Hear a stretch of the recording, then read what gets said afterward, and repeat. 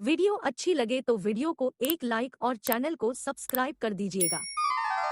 सीता माता अशोक वृक्ष के नीचे बैठी थी। उनका शरीर क्षीण हो गया था, बाल बांधे हुए थे। वे लगातार भगवान के नाम का जाप कर रहे थे और मानसिक रूप से भगवान और उनके गुणों की लीला को याद कर रहे थे। हनुमान ने दूर से ही उन्हें प्रणाम किया। वे एक पेड़ पर चढ़ गए और बैठ गए। रावण ने आकर सीता को मनाने का प्रयास किया, फिर धमकी दी, लेकिन सीता की दृढ़ता, पवित्रता, राम की भक्ति और शुद्धता से प्रभावित होकर वह वापस चला गया।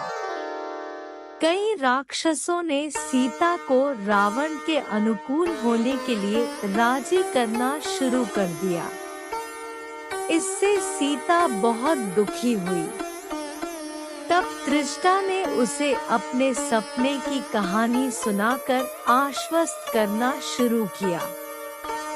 सारी राक्षसी वहां से चली गई। थोड़ी देर बाद त्रिष्टा भी चली गई। सीता को बड़े संकट में देखकर उन्होंने हनुमान को राम के जन्म, विवाह, पलायन, सीता हरण आदि की कहानी पेड़ पर बैठे बताई। हनुमान की यह अमृतवाणी सुनकर सीता जी काफी संतुष्ट हुई। हनुमान सीता संवाद। फिर हनुमान जी ने कहा, मुझे श्री राम ने भेजा है। उसने सोचा, यह कहीं आसुरी माया तो नहीं। हनुमान ने कहा, माँ, मैं करुणानिधान के चरणों की कसम खाता हूँ कि मैं भगवान राम का सेवक हूँ। उसने आपको विश्वास दिलाने के लिए मुझे एक अंतरंग कहानी सुनाई है।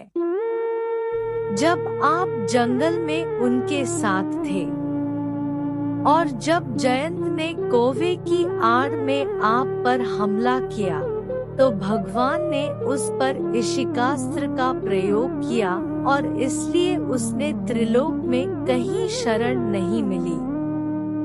वह अंगूठी जो आपने नाविक को देने के लिए दी थी, और वह अंगूठी जो भगवान ने अपनी उंगली पर पहनी थी, वह भगवान ने मुझे दी थी ताकि आप विश्वास कर सके।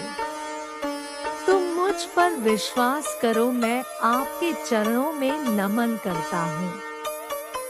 हनुमान का हृदय वास्तव में निष्कपट था और उन्होंने सत्य प्रमाण दिया, इसलिए सीता को विश्वास बैठा।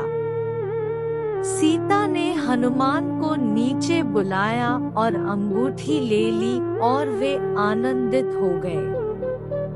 वह प्रभु का संदेश पाकर इतना खुश हुई कि ऐसा लगा जैसे उसे प्राण प्रिय प्रभु ही मिल गए हो।